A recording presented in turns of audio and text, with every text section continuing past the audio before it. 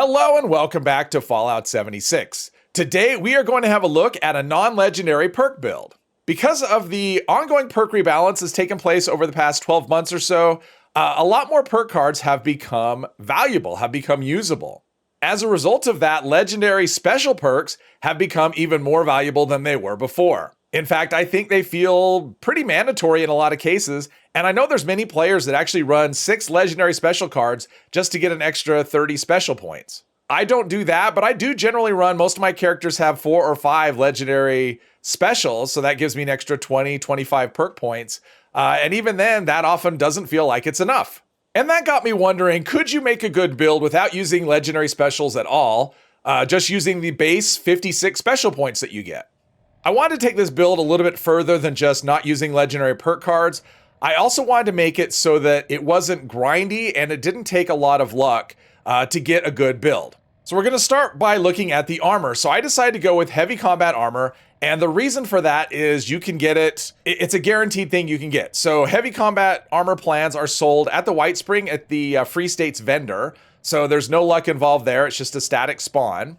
And the Brotherhood of Steel mod, that is actually available at Grafton Station. That's also something that's always available. And that one's actually pretty cheap. I think it only costs a couple hundred caps. So this is a very easy set to put together. And all of the pieces are, you can see they're all just Brotherhood of Steel, heavy combat, no other mods, because the other mods rely on, scrapping and getting lucky and unlocking things. So I decided I'm just going with stuff that you're guaranteed to get as far as the armor goes. So for the weapons, I actually went with a couple here. I'm going to use Western Spirit and Gunther's Big Iron. And the reason I'm using these weapons specifically is, number one, they're actually both really good weapons, but also they come from the event Most Wanted. So if you complete that event, it happens in Nuka World on Tour, you're guaranteed to get one of these 2 weapons. You're going to get either Gunther's Big Iron or Western Spirit, which are both good options. So Gunther's Big Iron, it is a single action revolver. It is 2-shot with faster fire rate, faster reload speed, and then it has a couple of bonus effects on it. Number one, it uses 45 ammo instead of 44, which results in doing a little bit more damage than a standard single action revolver. And it has a bonus 45% faster reload speed, which, these reload one at a time. So anything that increases the reload speed is welcome. And you can see our damage there, the Pip-Boy 366 times 2. So that's really good. And then we have Western Spirit. It is a lever action rifle. It has Furious with extra damage while aiming, 15% faster reload. And the bonus effects on this one, it has ammo capacity of 7 instead of 5, which you would get with a normal lever action rifle. And it actually has a higher base damage than a standard lever action rifle. So this is another good gun. You can see the damage of the Pip-Boy, 496. That's also not taken into account the extra damage you get from the Furious effect. I am using mutations. I do find that the serums are actually very easy to find in player vendors because of raids. Serums are just so common anymore that finding, the mutations that you want is actually pretty easy and not really that expensive. Typical prices I see are between 200 and 500 caps. I really wouldn't go over that. I don't think you need to. These are the mutations I'm using. I have Speed Demon for faster reload speed. Marsupial, everybody loves that, being able to get up high. Herd Mentality, +2 to all your specials. We have Egghead Extra Intelligence. That'll help you level quicker, and it will also help you if you do use energy weapons with the Science perk. That'll increase the effectiveness of that card. We have Eagle Eyes for extra critical damage. I'm not really spec for crits on this build, so that's not super important. Extra 4 perception, that can help with VATS accuracy, especially with the awareness perk. We can go ahead and ignore the carnivore perk. I'm not relying on food at all for this build. Then we have Bird Bones, extra agility, and it also reduces your fall speed, which pairs nicely with Marsupial. And then Adrenal Reaction, +5% damage per kill while on a kill streak. That'll max out at 10 of the kill streak. So I'm using Perfect Bubblegum to keep my food and thirst meter full, but you can ignore that altogether if you want. There's really not much of a downside, at least the way I've got the perks set up for just ignoring the food and thirst meter. And finally, the perks. So this is not meant to be any kind of meta build or whatever. I was looking to make something solid. There are tweaks you could do here and there, but overall, this build has been working pretty well for me. So we do carry chems. So Traveling Pharmacy, reduce the weight of those because chems really, the weight piles up rather quickly. I have Scattershot, 20% of damage dealt to a limb is applied to all limbs. So shoot the enemy in the head. You can often cripple a leg or an arm. So it can be very useful just to immobilize enemies. And then we have Easy Target that pairs really nicely with that. Once an enemy is crippled, you're going to do 75% more damage to them. So those two cards work really well together. And then Blocker, just take less damage from melee attackers. Number Cruncher here actually adds quite a bit of damage. Weapons get 2% more damage per AP.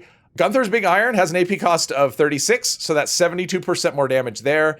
And Western Spirit, the way we have it set up, is an AP cost of 35, so that's an extra 70% damage. So we're getting a big boost from this card. Pretty good for 3 points.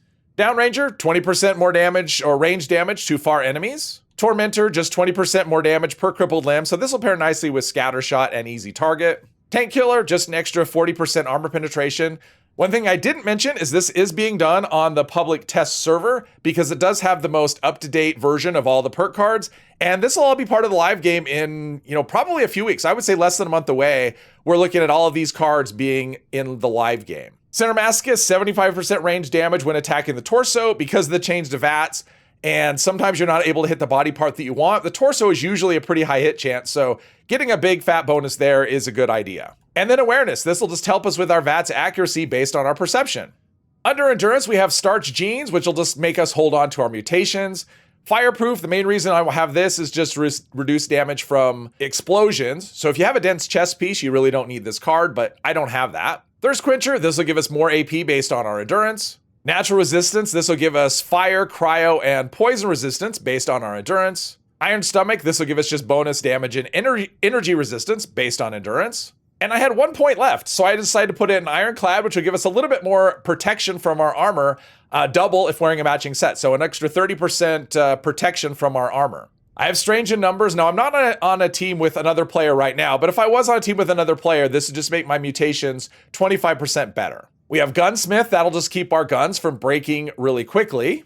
So we are using Reverse Onslaught. So we have Guerrilla Master, Guerrilla Expert, Gunslinger Expert, and Gunslinger Master. So with Western Spirit, that'll top us out at 30 stacks.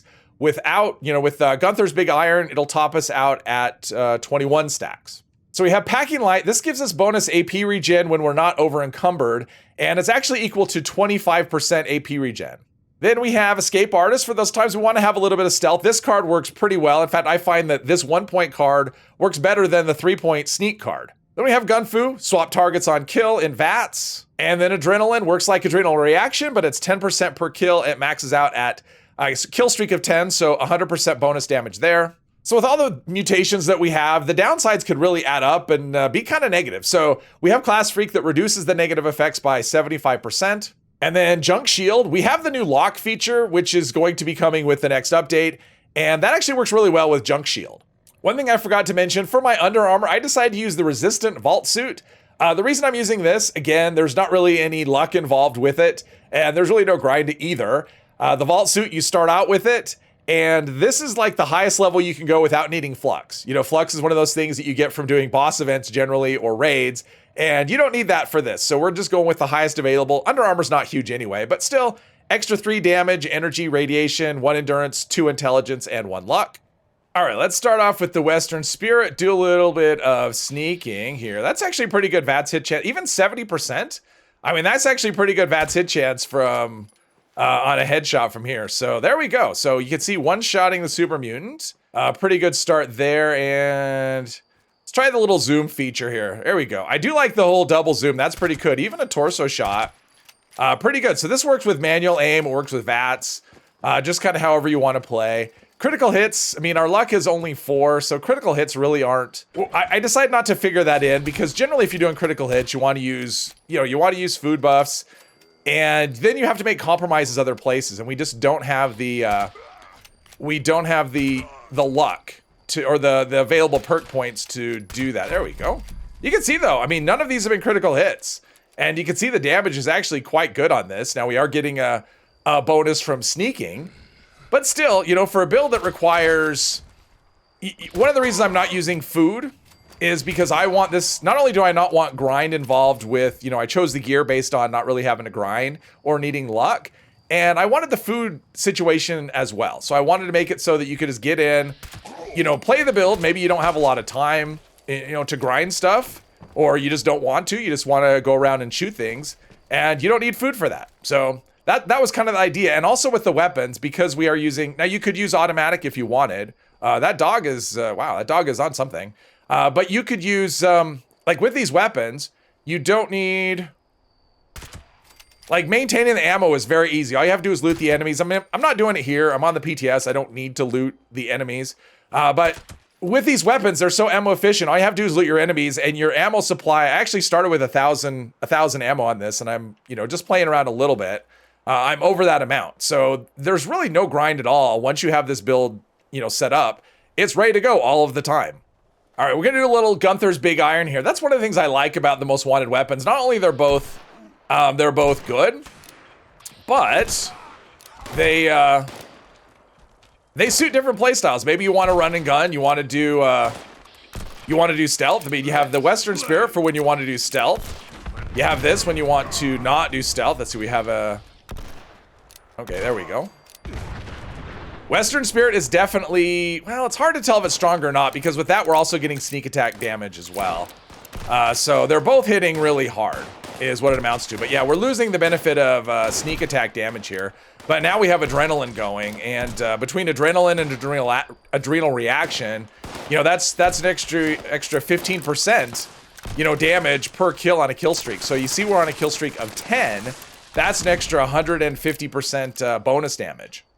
All right, let's try a sneak attack with Gunther's Big Iron. How does that go? Okay, that's pretty good. And then we'll do a critical hit. Oh, okay. Sneak attack followed by a critical, very effective. Obviously, we're not doing sneak attacks now. We're gonna switch back to Western Spirit for the rest of this run, though, or for the rest of this section. All right, that's pretty good VATS. Oh, that's actually pretty good VATS hit chance from this distance. Now, one thing you won't be seeing is a Guardian run. I did actually try this against the Guardian. I use Western Spirit because you can't sneak.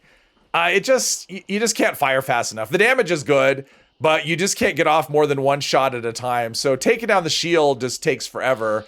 And, taking down the Guardian, it just isn't going to happen. But I did try it just because I was curious, even though my low expectations were met. I didn't think it would work, and it didn't work. So this is good for, basically anything except that. I mean, you'll be fine if you're on a team.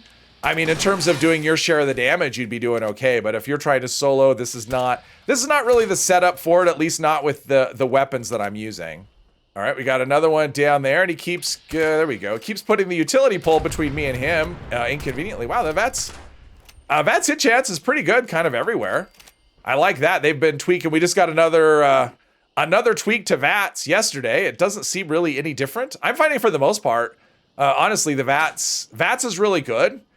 We just have that one difference where you have the issue with not being able to target body parts if you don't have line of sight, but for the most part.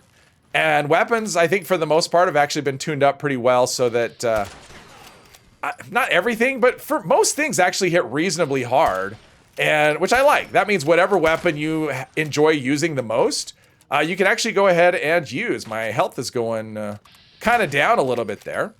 All right, so the Snallygaster area can actually be pretty radioactive, so let's do a Rad-X diluted, since we're not getting any rad protection from our armor. I did look at the rad, there's the rad resist perk. I thought about putting that under endurance. It just doesn't give you very much. I think it was around 50, something like that. It was 50 or maybe a little bit less than 50. So, I don't know, doesn't seem that much. A Rad-X diluted is really common and really easy. It's just, it drops all over the place. And it gives you 100, and for the most part, you don't need rad resistance most of the time anyway. So I'm trying to VATS, but it's not, there we go. VATS wasn't VATSing. I'm not sure what's going on here. Let's see, we've got VATS on you, and there we go. I think there's just some weirdness going on. I don't know. The reloads, both these weapons reload so quickly too, I like. Even though they're both one bullet at a time. That's so weird. I'm dropping out of, what is happening? Something weird is going on where I'm just dropping out of VATS for, I'm not even sure why. Maybe a recent change caused a problem. I don't know, but everything went down pretty easily. With our Rad-X diluted in effect, let's fight the Scorch Beast, because the Scorch Beast can actually give you quite a bit of radiation. Maybe, there we go. There we go, I finally landed a shot. That should get her attention, and I know there's other Scorched here somewhere. There we go, all right, so there's the, let's see, I'm in danger, so sneaking is pointless. But you can see good damage there. I think that might have been a critical hit. But 1,800 non-criticals, and I will use critical hits. I just they don't charge very often. Things are what is that? Oh, I'm out of VATS. That's what's going on. Yeah, the AP cost, the downside of that, so I am getting I'm sneaking okay though. I'm in caution. The downside about the good AP cost for Number Cruncher is that I can't stay in VATS for very long because my AP is actually pretty low. I'm not boosting it with food. Obviously, if you want to use food, you know, company tea or something like that would be really good. And wow, she went far away. So yeah, that is something to keep an eye on, is the fact that your AP cost isn't going, or your AP isn't come back very quickly. Obviously, if you get legendary effects, if you got powered on a piece of armor, just one piece of powered is actually pretty good. All right, critical hit there. Ooh, 4,200, that's pretty good. So yeah, that actually went pretty well. So overall, I would say I'm actually pretty happy with how this build turns out. And yes, I think I've answered the question. Yes, you can actually have a good build without using any legendary perks at all. And I did go kind of extreme on that. You could actually, you know, once you hit level 50, a legendary perk slot opens up and you're able to level it as well because you get the 50 perk coins. So even at level 50, you could add 2 more special points onto what I'm doing here. And obviously, if you want to use different weapons, you'd mix the perks around. You know, this isn't meant to be a one-size-fits-all. It was just meant to be an experiment mostly. Could you make a good build without legendary perks? Hopefully you've enjoyed this video. If you have, please hit one of the buttons, and I hope you'll join me in the next one. Thank you very much.